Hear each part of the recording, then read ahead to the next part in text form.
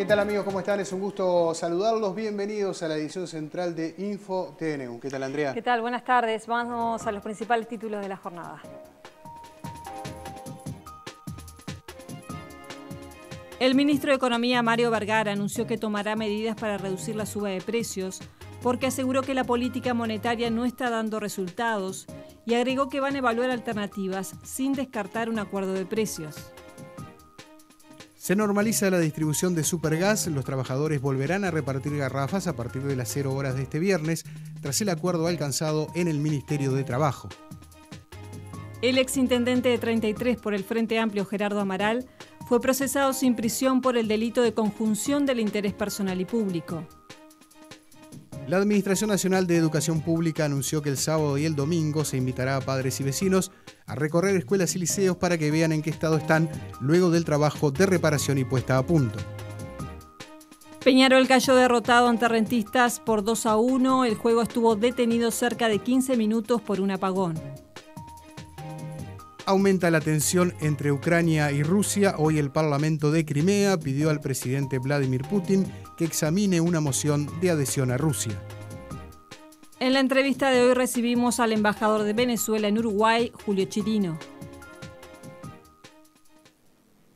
El dato de inflación del mes de febrero, que se conoció ayer, 1,66%, con un acumulado en los últimos 12 meses de 9,82%, la más alta del año 2004. A la fecha preocupa al gobierno, así lo reconoció hoy el ministro de Economía, Mario Vergara. Sí, por eso el Ejecutivo está analizando medidas para evitar esa suba de precios. Vergara dijo además que la política monetaria hasta ahora no ha sido efectiva para contener la inflación. La situación genera preocupación. Creemos que vamos a seguir trabajando con toda la batería de medidas con la que hemos estado focalizándonos en el último tiempo. Vergara dijo que se debe hacer un diagnóstico más preciso, pero es posible sacar algunas conclusiones. Entendemos que la política monetaria hoy no es suficiente ni es demasiado efectiva para que la inflación baje, ¿verdad?, de manera rápida. Tenemos la percepción de que, por supuesto, no hay ninguna situación fuera de control, que la inflación está un poco por encima de lo que todos queremos, pero que debemos ver esto de manera más integral que lo que es estrictamente la política monetaria. Si bien el secretario de Estado considera que el salto que tuvo la inflación fue circunstancial por el impacto de las inundaciones en el precio de alimentos, es necesario tomar medidas. Por más que sea una cosa circunstancial, tenemos que evitar que un dato circunstancialmente alto como el de febrero se incorpore a las expectativas de los agentes y una cuestión circunstancial se transforme en una cuestión más permanente. Vergara no quiso adelantar cuáles pueden ser las medidas, pero afirmó que no descarta ninguna. No está planteado ahora sobre la mesa negociar acuerdos de precios en principio, pero tampoco es algo que descartemos. El ministro apuesta a que los agentes económicos generadores de precios también tomen medidas para sostener la inflación. Seguimos en tema porque el ministro de Economía, Mario Vergara, hizo además un análisis de cuáles son las circunstancias que genera este aumento en los precios. Afortunadamente, los precios que hoy estamos teniendo no están explicados por un boom de crédito, no están explicados por el hecho de que las familias se estén sobreendeudando para consumir, sino que básicamente en nuestro diagnóstico el financiamiento del consumo y de la demanda firme que tenemos hoy en el Uruguay de prácticamente todos los rubros se debe a una acumulación de mejoras de ingresos de los últimos 10 años. Eso desde el punto de vista macroeconómico genera tranquilidad porque es un financiamiento genuino de un proceso de consumo después de que los uruguayos nos apretamos el cinturón a partir del 2002-2003 y que el proceso de incrementar el consumo se dio de manera cauta y serena desde 2008, 2009 y sobre todo a partir de 2011. El ministro también fue consultado sobre la propuesta de la oposición de bajar la inflación a través de la reducción del gasto público. La política fiscal de todos estos años ha sido prácticamente la más prudente de la historia económica moderna en el Uruguay.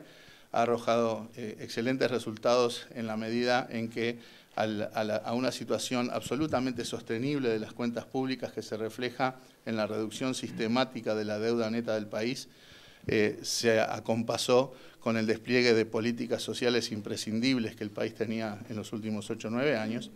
Y por lo tanto no vemos digamos, el fundamento por el cual haya que cambiar sustancialmente la lógica de la política fiscal, tanto en materia de ingresos como de gasto público.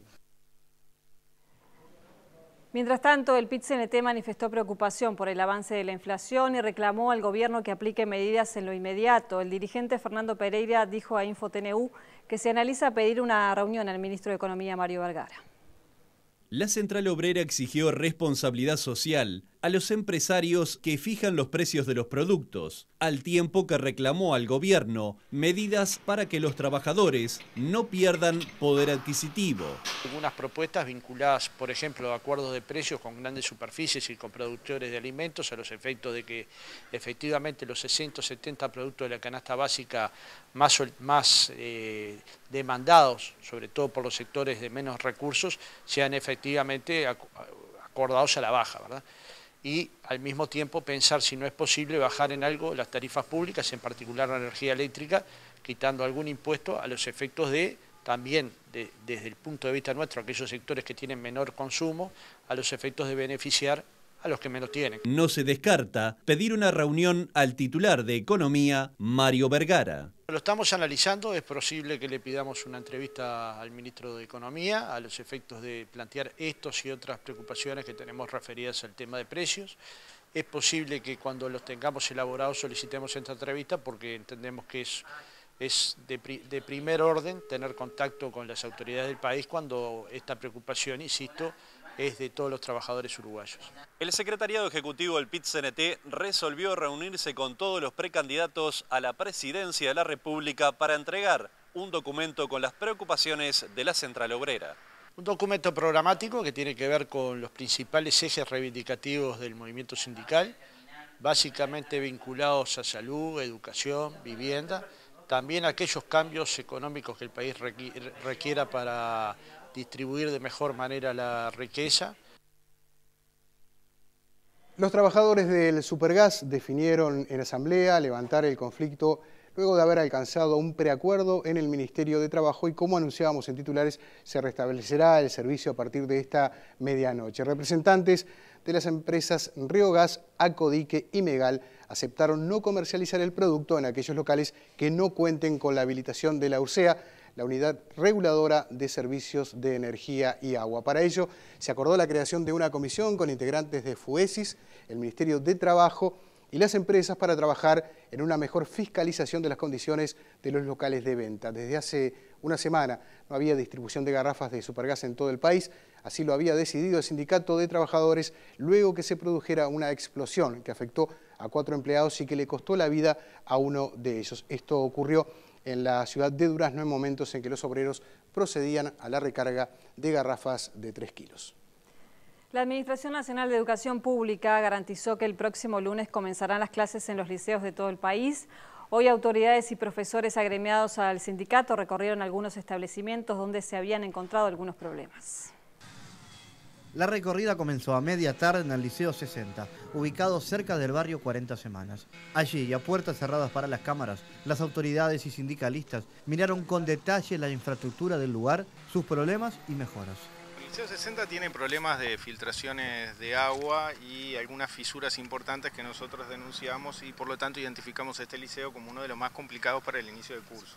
En este momento hay una obra que está trabajando y que, según nos expresa el consejero Landoni, va a terminar su tarea para el 10 de marzo. El hecho de recorrer y observar las cosas de primera mano fue valorada por el sindicato. Queremos destacar que hay avances en la situación de los liceos en general, más allá de los que vamos a recorrer en el día de hoy, y que esto es una línea de trabajo que tendría que profundizarse a futuro, donde de una vez se reconoce el trabajo del sindicato porque el sindicato ha llevado una línea de vanguardia en lo propositivo y en explicitar qué liceos estaban en dificultades. Luego de la recorrida, las autoridades del CODICEN garantizaron que el próximo lunes podrán comenzar sin problemas las clases en los liceos de todo el país y que algunas de las fallas encontradas ya están en proceso de reparación. Hoy la realidad es otra, los liceos están cambiados, están arreglados y podemos darle la tranquilidad a la ciudadanía que hemos llegado a todos los liceos.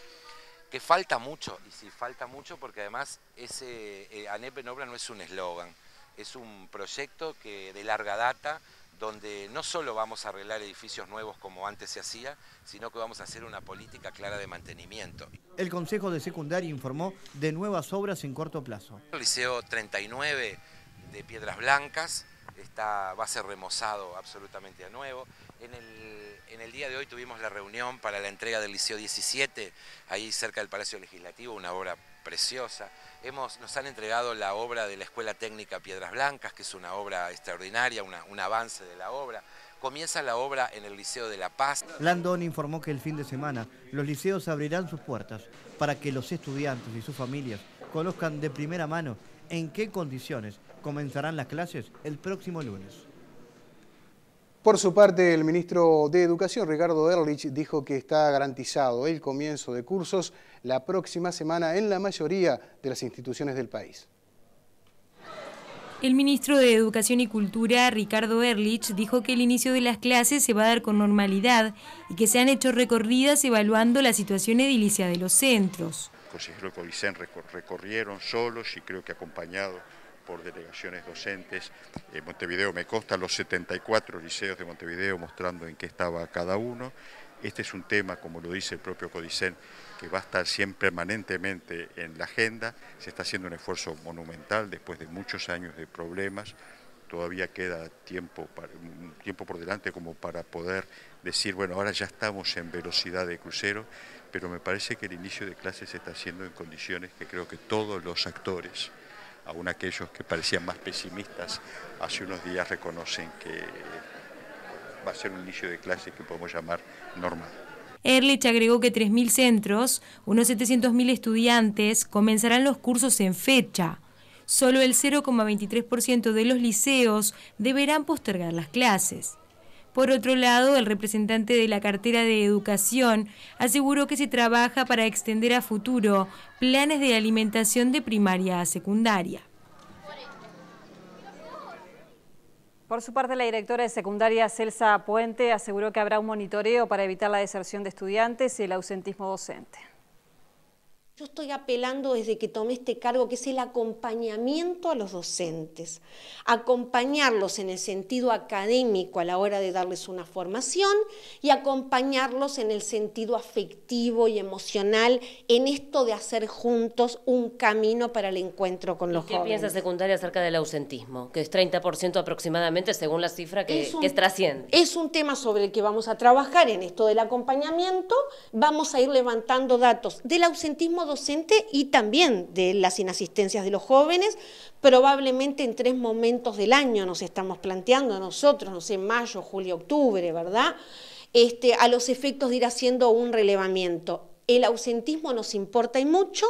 Nosotros creemos que si la educación es una pasada del legado intergeneracional, no es pensable si no están presentes los dos actores, los adultos y los jóvenes. Entonces tenemos que trabajar ardorosamente para que los adultos estén presentes, concurran, vayan en hora, estén entusiasmados. Por eso yo hablo de reencantar y reenamorar a los docentes, porque el que llega a ser docente alguna vez estuvo enamorado de la educación. Hay que reenamorar a los que perdieron aquel amor primitivo y a su vez seducir a los jóvenes para que permanezcan, vengan, se sientan atendidos y queridos y apostar al proceso de filiación, es decir, tener una relación filial con la institución a la que pertenecen. A partir del próximo lunes 10 de marzo va a funcionar una biblioteca digital que en una primera instancia va a tener libros de derecho, pero más adelante contendrá materiales de otras facultades. Tras el allanamiento de locales en la Galería Monte Carlo y el procesamiento sin prisión de 14 propietarios de fotocopiadoras por reproducir libros completos en octubre de 2013, la Dirección Nacional de Impresiones y Publicaciones, la Fundación de Cultura Universitaria y el Centro de Estudiantes de Derecho crearon una biblioteca en red. Es una página común y corriente donde en el momento de acceder se van a encontrar con las tapas de los libros que están a disposición. Al costado de la tapa de cada libro está el costo del mismo que tiene un promedio de 0,80 centésimos por página. Esto es un promedio, a veces un poquito menos, a veces un poquito más, pero este es el promedio. Y haciendo doble clic en cada libro va a haber un procedimiento muy intuitivo que va a ir guiando al comprador o al estudiante para poder llegar a acceder a esto. Se puede comprar a través de tarjetas de créditos o de la red de red pagos. La librería digital comenzará a funcionar el 10 de marzo con 30 libros, pero la idea es seguir ampliando la oferta. El objetivo de este proyecto es acercar los materiales de estudio a los alumnos. En el transcurso de los días van a ir incorporándose más hasta llegar, calculamos que promediando abril, principios de mayo, a los 150 textos que se tienen como obligatorios en la carrera durante este año. Esta nueva herramienta busca respetar los derechos del autor. Nosotros estamos obligados, incluso por ley, a contemplarlo, los derechos de autor. Esta propuesta lo contempla. Nosotros, todos los libros que se están subiendo, se necesita la autorización del autor, así lo hemos procurado, y todos los materiales que están contemplan esos derechos de autor. Para los estudiantes, esta plataforma es un logro. Debido a los costos de los materiales se hace muy difícil costear los libros originales, digamos, y en ese sentido este proyecto busca bajar muchísimo los costos y permitir que los estudiantes puedan acceder a libros y bibliografía de calidad y sin dañar también además los derechos de autor. El software comienza con materiales de derecho, pero se extenderá progresivamente a otras facultades. La inversión superó los $10.000. El conflicto de los registrales, que mantiene miles de trámites congelados, podría solucionarse mañana. Intensas gestiones se realizaron hoy por parte del Ministerio de Cultura y una asamblea de trabajadores analizará la propuesta mañana. Los funcionarios reclaman el pago de una partida por presentismo y por cumplimiento de metas, lo que afirman fue acordado en diciembre del año pasado. Se nos ha mentido desde el año pasado, que se nos viene prometiendo cosas. Nosotros teníamos, como te vuelvo a reiterar, un conflicto a fines de noviembre con 9 puntos, porque en principio surge que se nos salariza, no se nos incluye dentro de la salarización la partida de presentismo. Eso acarrió un conflicto que trajo a su vez un conjunto de reclamos. Se nos prometió que si levantábamos la medida se nos aportaba el dinero o se nos iba a pagar al vencimiento del 2013, y hoy a 3 meses estamos con que no se nos quiere pagar. Y en este momento se nos está ofreciendo, tenemos una propuesta solo del 50% de ese dinero. En tanto, el ministro de Educación y Cultura, Ricardo Ehrlich, se mostró optimista respecto a una rápida solución al conflicto en base a la propuesta que elevó la cartera a los trabajadores registrales el pasado viernes. Hemos encontrado una vía de solución que la hemos comunicado el viernes a última hora. Hoy están trabajando.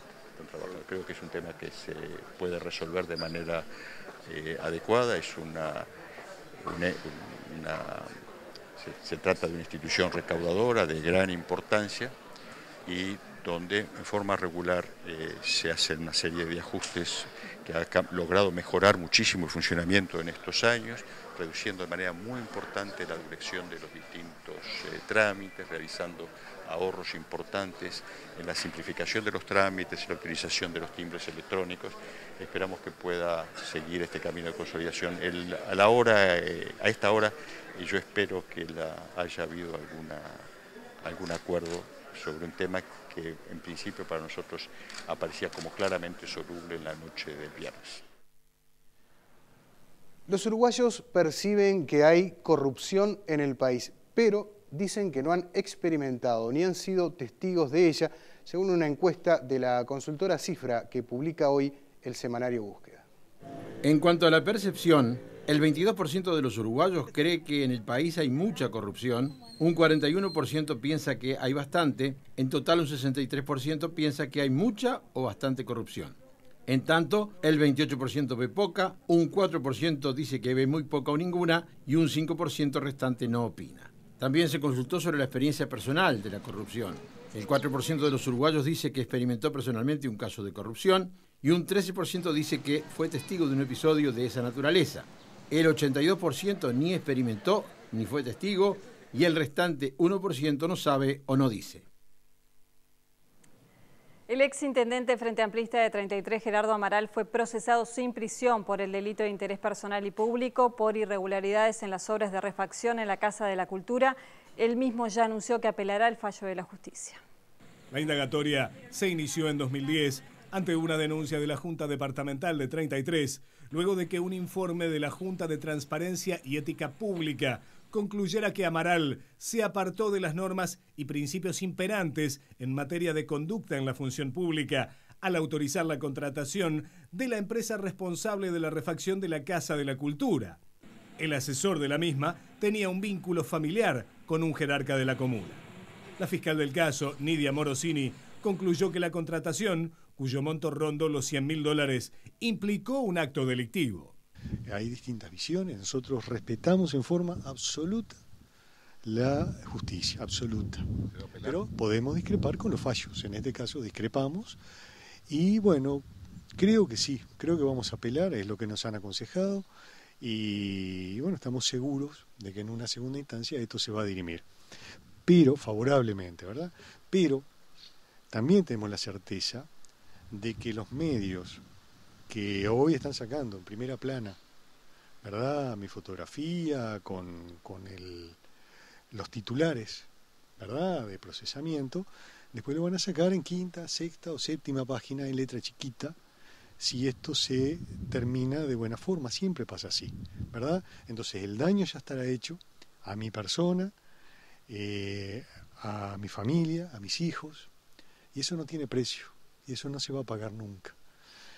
Entonces, tranquilidad con mi conciencia absoluta. Acá en 33 todo el mundo sabe lo que ha sido mi vida. Nunca he tenido ningún tipo de desvío ético en ningún plano de mi vida, ni como profesional, ni como persona, ni como intendente en el tiempo que transcurrió. El ministro de Industria, Roberto Kramerman, dijo a InfoTNU que aún no hay fecha para firmar el contrato con Aratirí. El secretario de Estado aseguró que están en negociación con la empresa la garantía inicial, que será de $140 millones. Las garantías es lo que uno de los temas que estamos discutiendo con la empresa justamente. La otra gran novedad de esta ley es que impone garantías fuertísimas. Y está muy bien, porque las experiencias en el mundo han sido muy variadas, han sido muy buenas y han sido muy malas. La experiencia en el mundo nos indicó también qué porcentaje había que pedir de garantías. La garantía de cumplimiento del contrato pide, en este caso, $140 millones. Una cifra. Estas son todas novedades para este país. Nunca este país había tenido en ese sentido, y quizás uno pudiera pensar en otras explotaciones no solo extractivas, el tipo de seguridades que se están buscando aquí. Hemos mejorado muchísimo, sin duda, las seguridades ambientales, pero acá estamos hablando su pregunta a la financiera. El tema de la garantía, entonces, $140 millones, lo que implica es que cualquier empresa la va a poner en el momento de la firma del contrato, en el momento antes, no va a inmovilizar o no va a poner una garantía si no sabe que el contrato sale. O sea, el tema, hay una cierta simultaneidad que es lógica en ese sentido. Nadie lo va a hacer, en ningún negocio se hace mucho tiempo antes, se hace próximo a que se cierre la firma. Hay pedidos de información.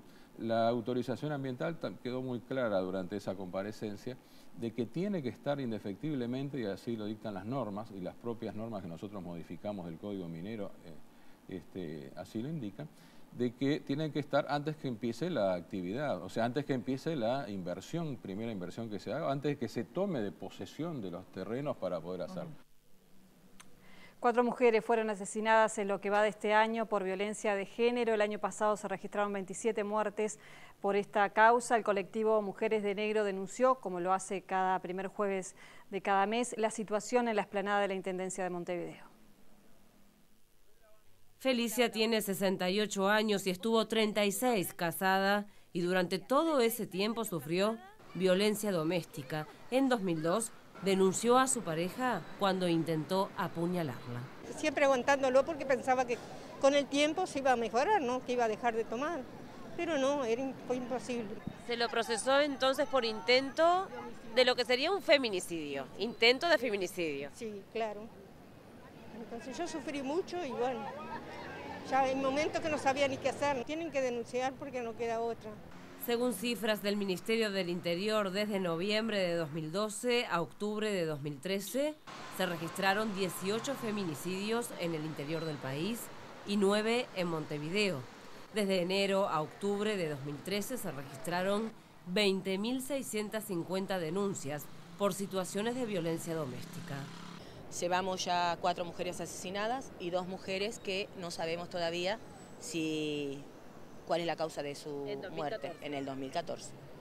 Desde el año 2002 existe la Ley 17.514, la Ley de Violencia Doméstica para su prevención, detección temprana, atención y erradicación. Sin embargo, desde el colectivo Mujeres de Negro se exige su actualización. Para que los procedimientos puedan ser más ágiles, pueda haber mejor protección a las víctimas, pueda entenderse la gama de problemas que hay en torno a esto, se pueda incluir a la diversidad, por ejemplo, todo el problema de las compañeras trans. Y como medida de prevención están los dispositivos electrónicos. Desde febrero de 2013 a febrero de 2014, el Ministerio del Interior, por orden judicial, instaló 103 tobilleras. De ese universo, 8 hombres fueron procesados por desacato. El exjugador de Cerro y Danubio, Jorge García, fue encontrado culpable por el homicidio de su padre. La jueza Graciela Eustaquio ordenó la internación en el hospital Vilardebo, ya que lo consideró inimputable, luego que la pericia psiquiátrica estableció que padece un delirio agudo. El asesinato ocurrió en la mañana de ayer, después que se produjera una discusión entre el futbolista y su padre. Las exportaciones de trigo alcanzaron los 42 millones de dólares en el primer bimestre del año, lo que significó un crecimiento de 30,6% en comparación con igual periodo del año anterior. En términos de volumen, dicho crecimiento fue de 43%. Los principales destinos de las ventas fueron Zona Franca, Nueva Palmira, Brasil, Vietnam y Bolivia. El dato económico lo aporta el Instituto Uruguay 21. Vemos ahora la cotización de las principales monedas.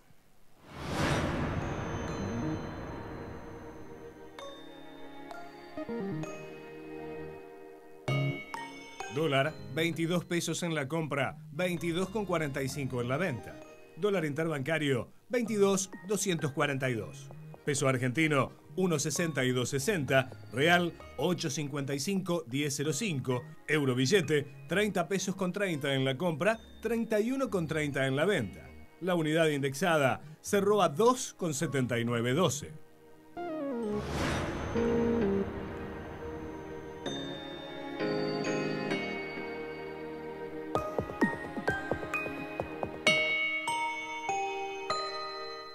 Sumate al cuidado del medio ambiente. Entrá en antel.com.uy y registrate para recibir tu factura en formato electrónico y participar por importantes premios. Antel, avanzamos juntos. Los jefes de gobierno de la Unión Europea analizan hoy en una cumbre la situación en Ucrania, al tiempo que el Parlamento de Crimea, ocupada por Rusia, votó para formar parte de ese país. Los líderes de la Unión Europea realizaron este jueves una reunión de emergencia para analizar el despliegue de tropas rusas en la península ucraniana de Crimea.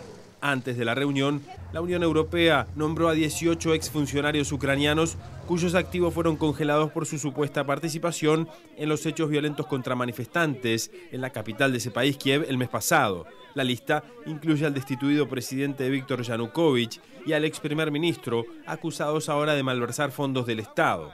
Y a todo esto, el Parlamento Regional de la península de Crimea votó para oficialmente formar parte de la Federación Rusa. Los legisladores también decidieron adelantar para el 16 de marzo un referendo para que los ciudadanos decidan el futuro de la región. Originalmente, el gobierno local planeaba celebrar el voto dentro de 2 meses. Crimea es una región cuya población es principalmente de origen ruso y ha estado en el centro de las tensiones que siguieron a la caída del presidente Yanukovych el 22 de febrero. Soldados rusos mantienen el control de facto en la península, que según el último censo tiene algo más de 2 millones de habitantes.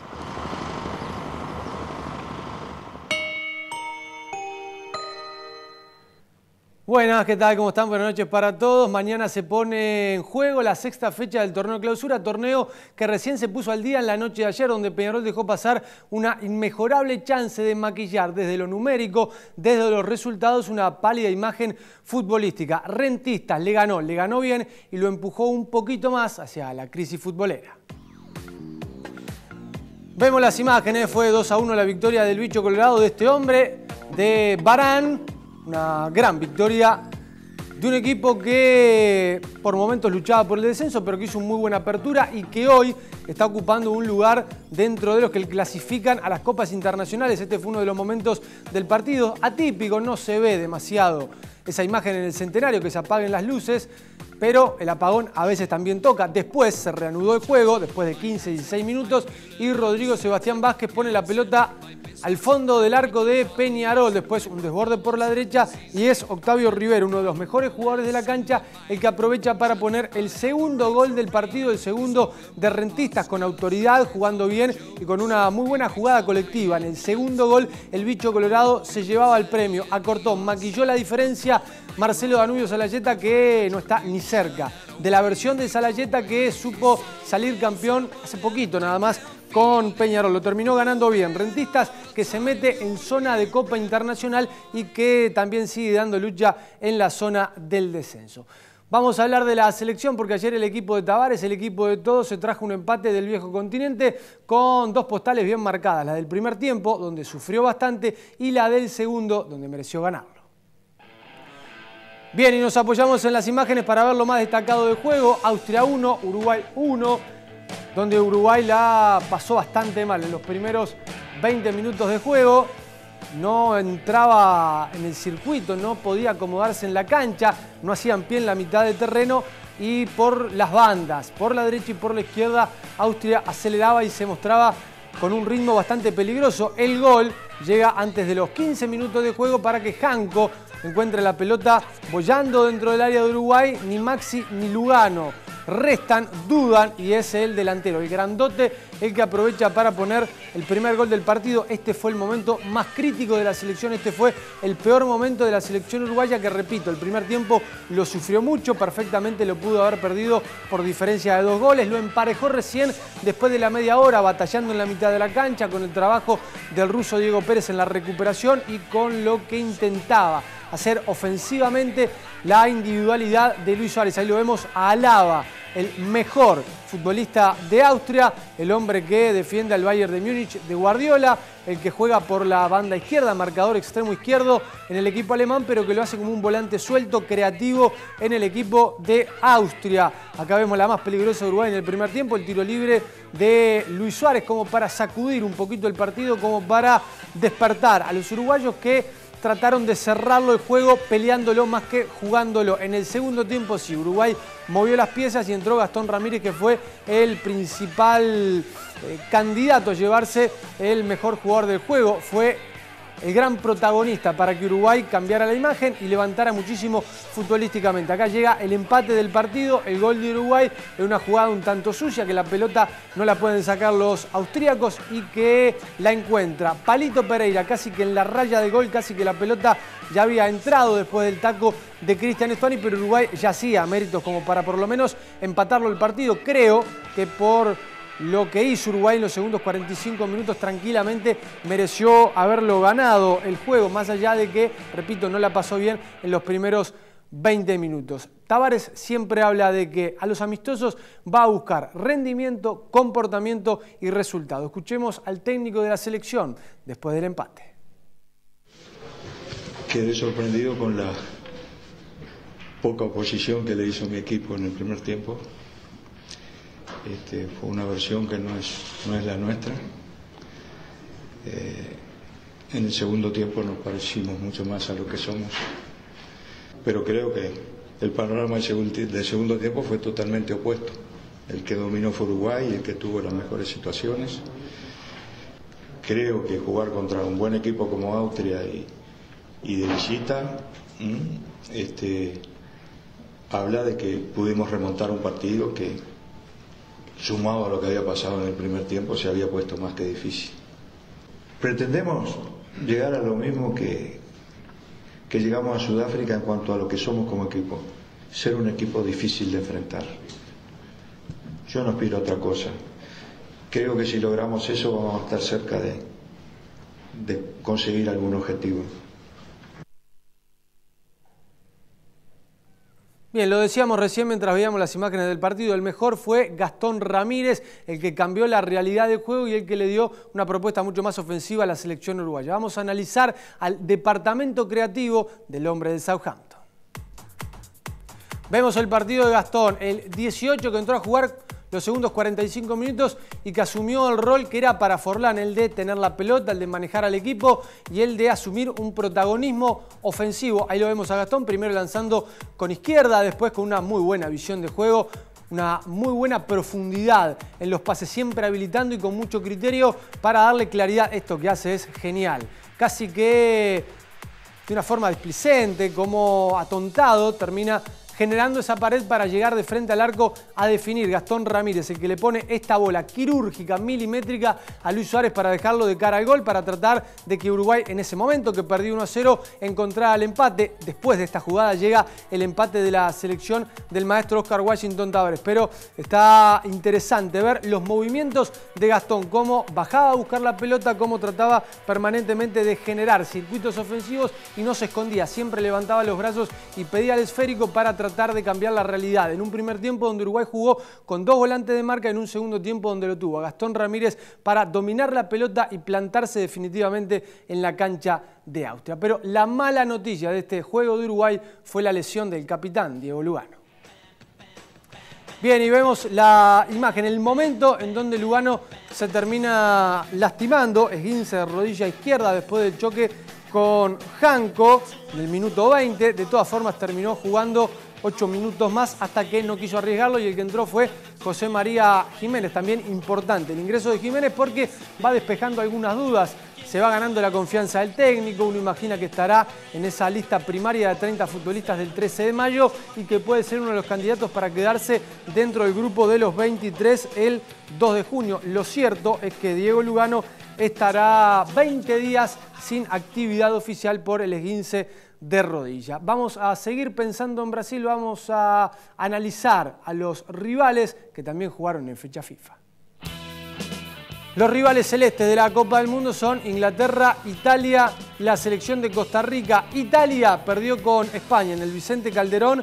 Fue victoria de la Furia Roja que viste de negro por un tanto contra 0. Pedro, o Pedrito, como le llaman los españoles, en el minuto 63 pone el único gol del juego en un partidazo. Italia, España, siempre es un gran espectáculo para ver. Inglaterra le ganó en su estadio en Londres a Dinamarca por un tanto contra 0 a los 82. Sturridge pone de cabeza el único gol del juego, el compañero de Luisito Suárez, para quedarse con la victoria y preparar con sonrisa lo que es la Copa del Mundo. Cerramos viendo a Costa Rica que le ganó 2-1 a Paraguay. Golazo, golón, terrible. Lo de Campbell, una vaselina, dirían los españoles, por arriba del arquero el número 12 que mete un saludo un tanto particular y la definición de Saborío para marcar el segundo de Costa Rica. 2-1 fue victoria ante el equipo de Paraguay. Bien, y esta noche hay básquet desde las 21:45, juegan el segundo punto, Trubil ante Atenas por los cuartos de final de la Liga Uruguaya. Cerramos con ciclismo porque Castro fue el más rápido de la tercera etapa. La tercera etapa de las Rutas de América llegó a Mercedes. Fueron 168 kilómetros recorridos desde Cardona para que Vilker Castro se quede con la carrera con un tiempo de 3 horas 33 minutos 34 segundos. Detrás del hombre de Cerro Largo llegaron Jorge Soto y Héctor Aguilar. Ahora la clasificación individual es liderada por el hombre del Brou Porongos, Aguilar, con un acumulado de 10 horas 47:51. Este viernes se unirá Paysandú con Trinidad con 150 kilómetros para recorrer. Y la etapa de hoy fue una etapa complicada del arranque, con el Alas Rojas salió muy fuerte de arranque, nos agarró medio frío, después pudimos entrar a corretear con los compañeros, pudimos agarrar adelante y después bueno, nos tratamos de acobijar ahí los últimos kilómetros para definir a la llegada y bueno, una llegada que se me dio media brava porque pensé que no lo podía pasar a Jorge Soto. Bueno, cuando ahí arriba cierro los ojos y bueno, le di todo ahí, cuando abro así estaba pasando adelante, una alegría que impresionante, ¿no?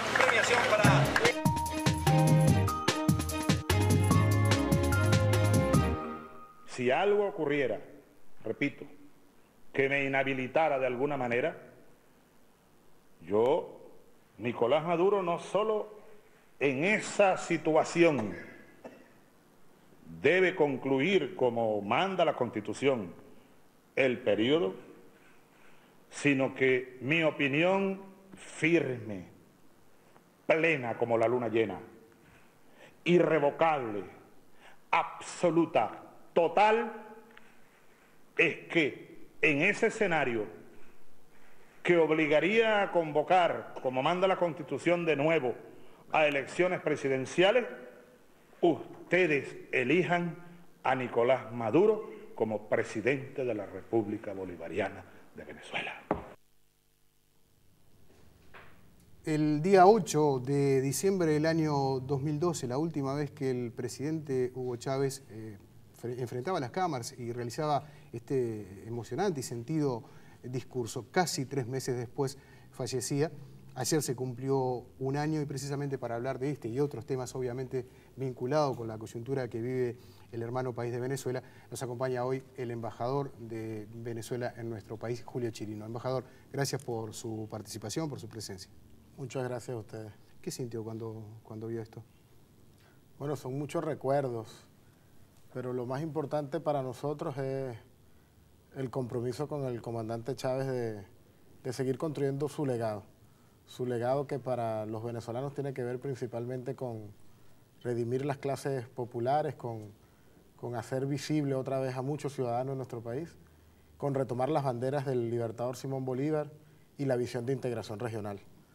A nosotros, el comandante Chávez nos recordó que Bolívar había sido uno de los primeros, junto con muchos de los héroes de América Latina, que pensaron en la integración. Y hoy por hoy estamos muy convencidos de que esa es nuestra labor, poder seguir tendiendo puentes entre los países de América Latina. Embajador, esta es una pregunta que seguramente puede tener muchas respuestas, pero ¿cómo ha sido un año sin Chávez? Bueno, ha sido un año difícil, un año de aprendizaje, un año de poder ir comprendiendo que el presidente Chávez se mantiene presente en todos nosotros, pero ya no está de la misma manera que estaba. Un año donde uno lo ha leído más, lo ha estudiado más y se ha dado cuenta poco a poco que cada uno de sus planteamientos, de sus discursos tenía una gran profundidad. Yo te diría que te busques cualquier discurso que dio el presidente Chávez, incluso aquí en Uruguay, y abres cualquier página o buscas cualquier minuto de su discurso y ves que había una gran profundidad. Tal vez no nos dábamos cuenta cuando lo vivíamos cotidianamente, esa profundidad y ese compromiso que él planteaba en sus proyectos, en sus planteamientos, en sus visiones. ¿Y que se mantiene hoy día? Se mantiene, en la Venezuela se mantiene, lo ha reafirmado nuestro pueblo en distintas elecciones. Hemos tenido, bueno, después de ese discurso del presidente Chávez, hemos tenido 3 elecciones y esas 3 elecciones han reafirmado el rumbo que él planteó. La primera elección fue días después y reafirmó con un triunfo muy importante de gobernaciones en nuestro país, un rumbo clarísimo, 23 de 25 gobernaciones. Luego tuvimos las elecciones del presidente Nicolás Maduro, a un mes exacto después de la pérdida física del comandante Chávez, unas elecciones muy difíciles, muy duras, pero donde el pueblo venezolano demostró también que la participación era lo más importante, y participó el 80% de la población venezolana y obtuvo el triunfo Nicolás Maduro, como él lo planteaba, con más de un 51% de votación. Y posteriormente, hace pocos meses, todavía no cumplimos 3 meses, tuvimos elecciones de alcaldes de nuestro tercer nivel de gobierno y también hubo un triunfo muy importante, incluso donde yo te podría decir que si el triunfo del presidente Nicolás Maduro fue por 2 puntos, aquí la brecha se amplió a 11 puntos y la reafirmación de ese camino que planteó el comandante Chávez. Embajador, ¿y qué pasó en ese tiempo o después de ese tiempo de transición de distintas elecciones para que hoy, cuando miramos a Venezuela, en algunos casos veamos guarimbas, como dicen ustedes, barricadas con gomas quemadas, personas muertas, tensión, cierto caos en las calles, un hombre como Leopoldo López de la oposición encarcelado y por otro lado, en la otra punta de Caracas, vemos la tranquilidad en los barrios, la gente que sigue haciendo su vida normalmente, las playas llenas, la gente disfrutando del carnaval. Es difícil mostrarle a los uruguayos esas 2 caras. Sí, bueno, o que la entiendan, por lo menos. Sí, yo te diría que el primer elemento es que en el periodo de mayor democracia en nuestro país, es decir, lo podemos medir nada más en elecciones, 19 elecciones de 1999 para acá. Justamente tuvimos un crecimiento de nuestra población muy importante, un poder popular, un desarrollo de las bases de nuestro país, pero también lamentablemente hemos tenido una oposición política en Venezuela que yo creo que no ha ido a la par de los cambios de nuestro país. Y lamentablemente, si analizamos año por año, de los 15 años que tenemos el año 99, la oposición siempre ha planteado salidas no democráticas, es decir, lo que no han logrado por las urnas buscan siempre, después de una derrota electoral, buscar mecanismos para revertir eso, pero no de una manera democrática. Lamentablemente tenemos que recordar el abril del 2002, un golpe de Estado en nuestro país. Después de ese golpe de Estado fallido, un paro patronal con un solo objetivo, sacar a Chávez. Después apostaron por las urnas y tuvimos un referéndum revocatorio, el cual afirmó al comandante Chávez con más de un 60% de los votos. Después tuvimos una oposición que, teniendo ya en ese momento 8 elecciones, deciden no participar porque no habían garantías, según ellos, y no participan en las elecciones parlamentarias, buscando boicotear de esa manera la legitimidad de nuestro país ante el mundo y buscando mecanismos, como te decía, de siempre ir saboteando, pudiéramos decir, la construcción democrática en Venezuela. Y ahora también, el presidente Chávez, la única derrota que tuvo electoralmente fue por menos de un punto, menos del 0,5%, y la reconoció en menos de una hora. La oposición siempre busca planteamientos para no reconocer las elecciones en nuestro país y terminan cayendo en estos elementos de violencia. Tenemos, si tú dices, un dirigente de la oposición venezolana detenido, pero está detenido ¿por qué? Por sus acciones que violentaron todas las formas democráticas y constitucionales en nuestro país, y que la Fiscalía de nuestro país, que es una fiscalía, es un poder público aparte de todos los demás, le imputó una serie de cargos, está en un proceso judicial. Yo le llamaría a todos quienes nos están viendo que busquen su Twitter y vean si allí él no llamó a la violencia y no fue quien desató lo que hoy en Venezuela nos ha cobrado una serie de vidas importantes, y como tú decías, un país que de 336 municipios solo en 19 se está manifestando. Qué casualidad que los 19 donde se están manifestando son gobernados por la oposición. Hoy por hoy son 6 nada más esos municipios, con niveles muy, muy elevados de violencia, y donde tengo que decirte que la lamentable número de fallecidos que se han dado en nuestro país y de heridos han sido producto de esa violencia, es decir, en esos espacios particulares donde se han dado esos hechos. Embajador, podríamos hablar de todos los hechos que están ocurriendo hoy en Venezuela, pero creo que la pregunta que se hacen casi todos los televidentes es cómo se sale de esto. Bueno, nosotros lo hemos dicho, y como lo dice la región, con diálogo, con democracia, con respeto a las instituciones. El presidente Nicolás Maduro llamó al diálogo desde diciembre del año pasado. Veníamos construyendo un diálogo en políticas importantes para nuestro país, como lo de la seguridad. Nos preocupa muchísimo que la oposición, que está agrupada todos los partidos de la oposición en una agrupación política, en una alianza política, no se ha sumado al diálogo que llaman todos. Y el diálogo ha sido sin condiciones, el diálogo ha sido abierto a todos los sectores sociales. Entonces, la pregunta que yo me haría, ¿la oposición venezolana apuesta a formas democráticas o no apuesta a formas democráticas? En este momento, y lo que nos ha dicho la historia, pero lo que nos dice el presente reciente, es que no apuesta a las formas democráticas. Nos preocupa muchísimo porque es la única forma que conocemos los demócratas, los que creemos en que a través de estos espacios de participación electoral y de las libertades que garantiza un sistema democrático es que podemos solventar nuestros problemas, y por supuesto siempre en la democracia reina la mayoría, que es lo que ha sucedido en Venezuela en los últimos 15 años. Embajador, ¿y por qué desde el gobierno se insiste muchas veces en hablar de un golpe de Estado cuando el gobierno venezolano, se sabe, tiene detrás de sí a las Fuerzas Armadas, un importante grupo, también a toda la población, o por lo menos al 50% de la población mínimo? Los medios de comunicación hoy están mostrando la realidad venezolana. ¿Por qué se insiste en un golpe de Estado? ¿Tiene tanta fuerza la oposición? Se insiste en un golpe de Estado principalmente porque es una búsqueda de la oposición de irrumpir contra la Constitución, de generar mecanismos o de sentar bases que den ese zarpazo a la Constitución. Tuvimos un ejemplo en el 2002, vemos en otras partes del mundo cómo se intentan traspolar y reproducir hechos similares o parecidos.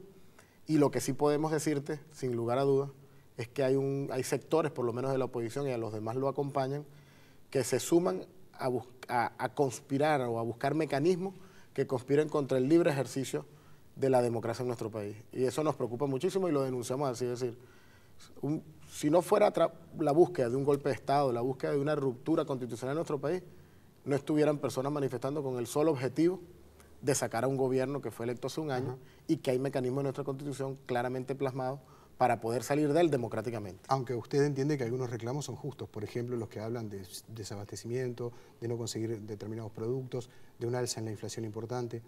Todo reclamo que se haga de una manera democrática, de una manera respetando las normas, pueden ser justos o injustos, pero son en el marco democrático. Yo puedo decirle que en Venezuela, sin lugar a duda, como todos los países de América Latina, tenemos problemas, no dejamos de tenerlos, pero como la mayoría de nuestros países de América Latina, debemos solventarnos en el marco democrático, en el marco de la cooperación entre los distintos actores políticos y sociales. Así que lo que te puedo decir es que pueden haber reivindicaciones que hace nuestro pueblo en general, a favor del gobierno, en contra del gobierno. En Venezuela hay manifestaciones todos los días, incluso para que el gobierno actúe de mejor manera, de gente que acompaña la gestión de gobierno. Lo que siempre te puedo decir es, justas o no justas, no pueden ser fuera de los marcos democráticos y con niveles de violencia no vistos en nuestro país. ¿Y qué pasa con la economía? La economía, bueno, como hemos vivido en muchos países de América Latina, tenemos nuestros ciclos, nuestras idas, nuestras vueltas. Yo sí te puedo decir en Venezuela que Venezuela ha tenido una inflación elevada, es verdad, lo reconocemos así, no tiene nada que ver con lo que vivió la Venezuela en los 90. Sí te puedo decir que el gobierno ha tomado medidas y viene tomando medidas para ir recuperando los problemas económicos que tenemos, que hay elementos que son de carácter interno en nuestro sistema y que tienen que ver con nuestro sistema económico que tiene muchísimos años, que hay elementos que tienen que ver con ajustar políticas, y se viene haciendo, eso sí, siempre viendo el bienestar del pueblo. No se ha tomado en Venezuela ninguna medida que afecte a las grandes mayorías, que afecte a la convivencia de los ciudadanos, como a veces vemos que en otros lados y en nuestro país también lo pasaba, que organismos internacionales te aconsejaban tomar medidas que siempre generaban una contracción en el país, en el pueblo, y que te decían que la solución era, bueno, baja los gastos porque esa es la solución. Nosotros creemos que tiene que ver con una forma de racionalizarlo. Para eso hemos tomado medidas, se vienen tomando y el presidente ha ido anunciando alguna de ellas. Embajador, ¿hay algún punto de contacto por el cual podría empezar a dialogar con la oposición?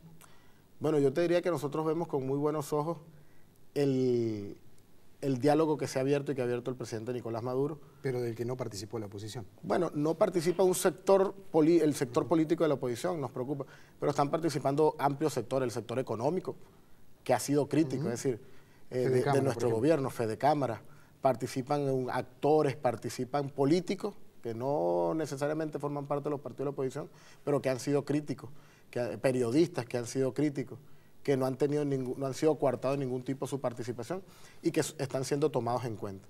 Entonces nosotros decimos que a partir de ahí están los puentes. El problema es que en ocasiones, por supuesto, que para el diálogo hace falta que la gente quiera dialogar. Creo que un demócrata jamás niega el diálogo, ni en la peor circunstancia.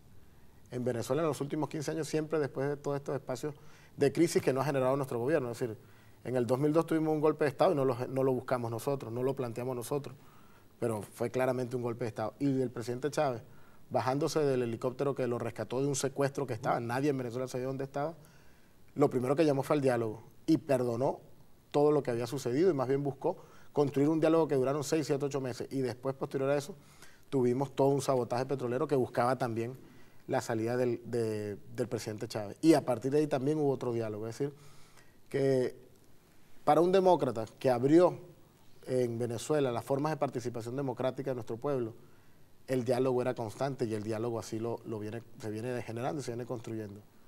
Yo le diría también, no es fácil, pero que busquen por las redes sociales donde están las distintas etapas que hemos tenido en el diálogo en estas últimas semanas y en el mismo carnaval, y podrán ver que se está haciendo con un nivel de altura muy importante, de respeto y de construcción.